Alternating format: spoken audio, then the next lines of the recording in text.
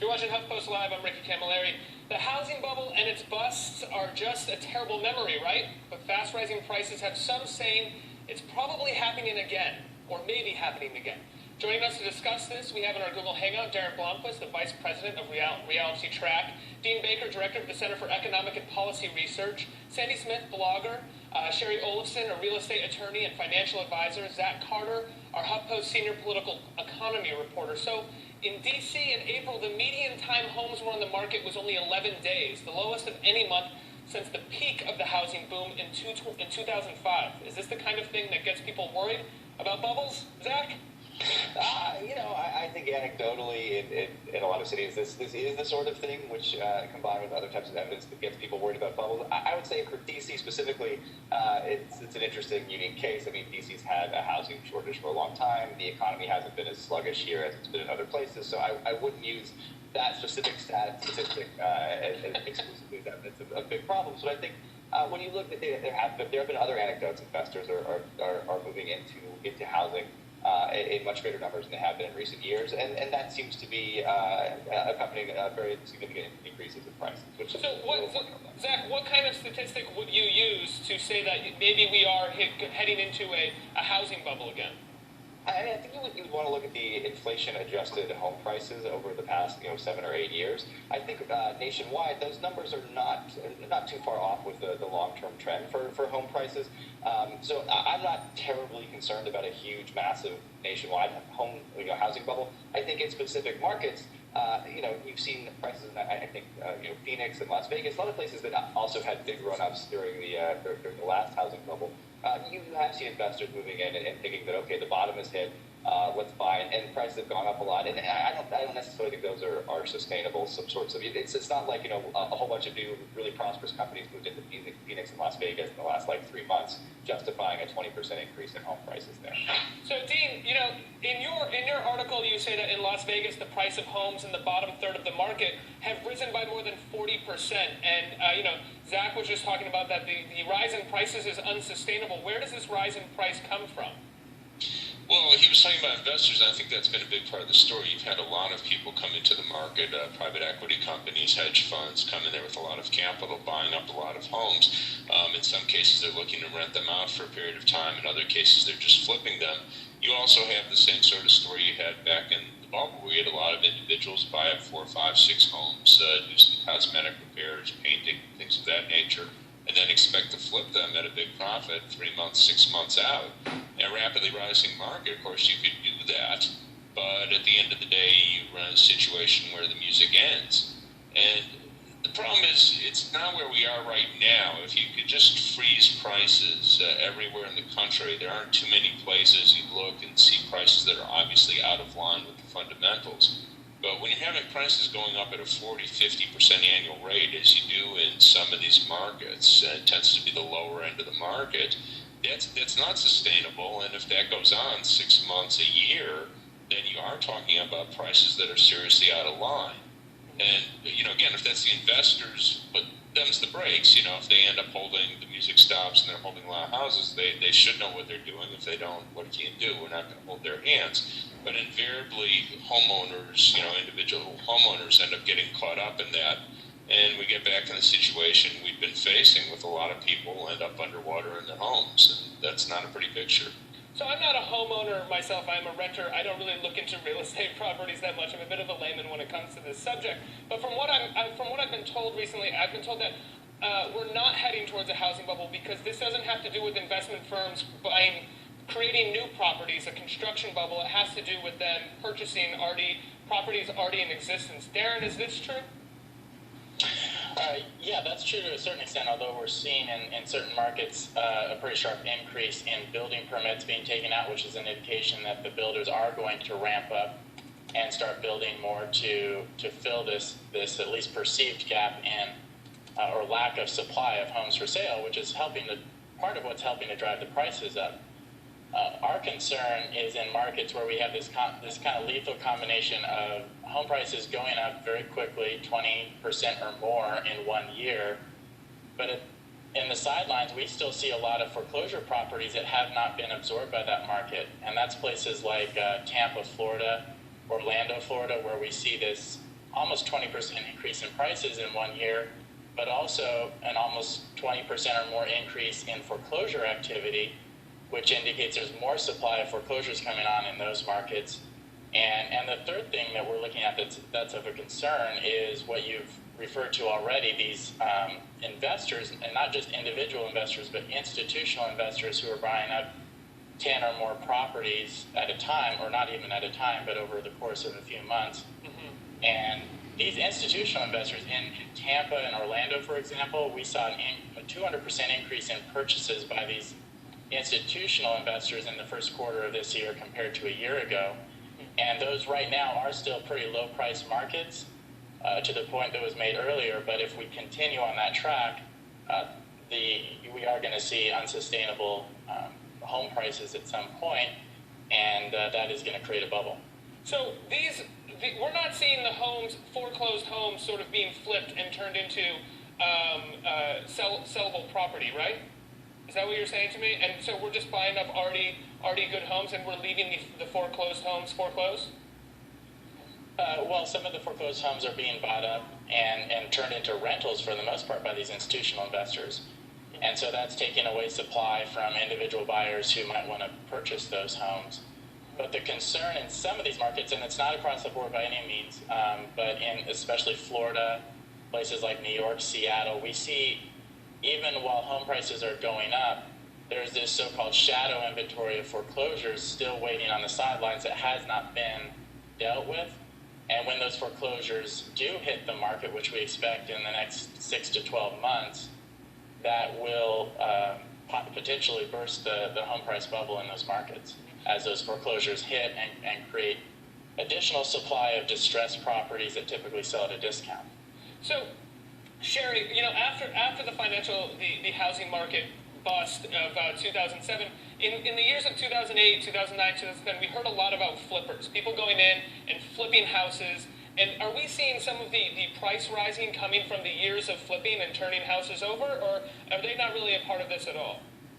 Well, we're seeing sort of really a hybrid of what we've seen before. I think Zach pointed it out in terms of the regions that are experiencing more of an increase in price now like they did before. Your Phoenix, your Las Vegas, your Florida. And also what Dean said, differences amongst the price ranges. We're seeing a little bit more troublesome signs in the lower end of the price range. What Daren said in terms of the inventory sitting off the sidelines is very important right now, because there's no question prices went up about 3 times what they normally would last year, which is huge. We're seeing a slowdown in that now, but the other thing, in addition to the prices going up, is the inventory on the sidelines. For example, we know that there are over 20 million homeowners who are still underwater or near underwater and can't sell, haven't been able to sell because they wouldn't be able to get out enough money to pay the closing costs and to relocate. We also know that we've got about 2 million homes in what we call zombie foreclosures, because as those lawsuits and investigations were filed, the bank stopped moving forward with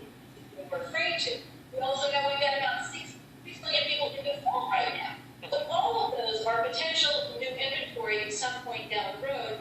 And as Daren said, probably within the next year. But the other thing that's going to happen within the next year is that the new Dodd-Frank qualified mortgage rules kick in on January 14th, which is going to make it even more difficult for average buyers to be able to get a loan. Already it's getting more expensive. The FHA mortgage insurance premiums now need to be paid for the full term of the loan, and just a certain amount of years up front. The Fannie Mae and Freddie Mac guarantee more expensive. That means that's less money buyers will be able to spend on homes. So we can potentially see down the road more inventory, and at least not the increase in prices that we've seen.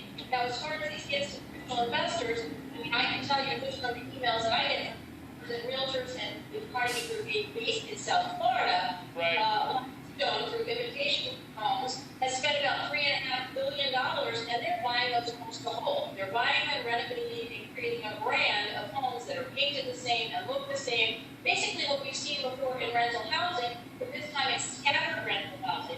What's troublesome is the rules of thought that we should have followed to prevent the original bubble. We're breaking again now. So we're seeing average folks, maybe like you, who are renting, who are paying as much as 50% of their income for their rent, when we all know they should be paying more than 30%. And we're seeing now Now Sandy is in our hangout, and like me, she's an average person. Sandy, you borrowed from your 401k. You said to put loans down on houses. How has that worked, and why did you not try to get a loan from a bank? Well, I dabble at the low end of the market. I've actually bought 2 homes this way by funding from my 401k, and the issue was that banks were just not willing to lend to purchase homes at the very low end of the market. So I had what I thought was no choice. And so I very reluctantly borrowed from my 401k for the first home. And it worked out so well that I did it for the second property that I bought. So you borrowed from your 401k. Why do you think, Zach, why are banks not willing to lend on the low end of the market? Does this have to do with the sort of predatory lending that we saw at the old housing market boom, where banks were lending to people who couldn't pay, and now they're too scared to lend to the low end of the market? Well, I think there are a lot of reasons why banks don't lend in general right now. I think if you look at bank balance sheets generally, it's not just the low end of the housing market. There's not a whole lot of lending going on, period. It's a lot easier and a lot safer if you're a bank and you have access to, basically free borrowed money from the federal government, to borrow that money and put it into something much safer than a long-term loan. You could just put that money into, you could make a risky securities bet if you wanted to, or you could just put it right back into government debt. But it's basically free money from the government this way. It's not necessarily the most profitable thing to do, and so I think you've seen this. This is not just like, it's not like banks stopped lending yesterday. This has been true since the financial crisis. We haven't seen a big uptick in lending, even though we're seeing these big bank profits. And so I think when you talk about housing policy more generally, particularly if you want to talk about the low end of the market and affordable housing policy, you don't necessarily need to be talking about bank policies and about getting people into getting people to own homes in low income spectrum. You might want to talk more about how as a society you get people living under good conditions generally. I think the emphasis on homeownership in general has been a little bit too heavy over the last couple of decades. Well, I mean, Dean, in your article you say that in Phoenix, the bottom third of the market has rose just under 40% over the last year. And now we're talking to someone who lives in the lower end of the market, and they're not able to get any kind of loan help from banks. They have to borrow from their 401k. Is this a standard story that we're hearing now?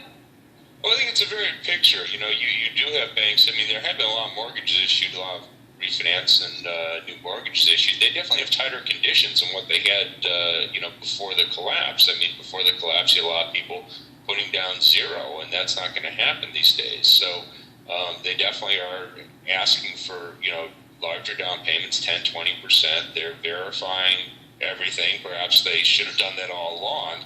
So it is harder for people to get credit. On the other hand, as I was saying, what was driving these markets, I think to a very large extent, was not individual homeowners. It was people buying up groups of properties, investor properties, or in some cases individuals who were buying them up and fixing them. But these aren't traditional mortgages. These are mortgages that people are getting to live in a home. They're loans that people might get to buy a home and hold it for a short period of time, but they're not looking at 30-year mortgages. Sandy, after taking money out of your 401k to get these houses, how is that working out for you? Would you rather have gotten a loan? It's worked out really well for me. The first home that I purchased was a foreclosure, and it's appreciated about 50% in the last 3 years that I've held it, and that loan has been paid for in full. With the second home, I borrowed from my 401k again and decided that this time I wanted to back my way into a mortgage.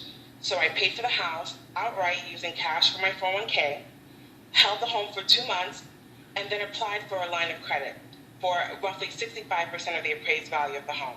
And I was granted the line of credit. It was much easier than getting the mortgage to buy the house in the first place. Would you recommend this method to others who may not be able to get a loan from the bank?